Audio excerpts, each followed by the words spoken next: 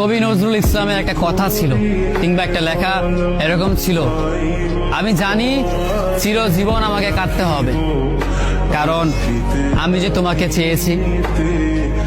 আসলেই আমি যে তাকে চেয়েছি এই জন্য আমাকে সারা জীবন কাটতে হবে, কারণ আমি তাকে কোনোদিন পাবো না, আর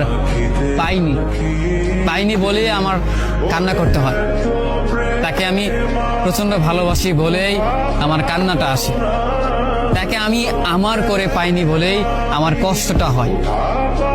কবি নজরুল ইসলামের লেখাটা খুব দারুণ ছিল।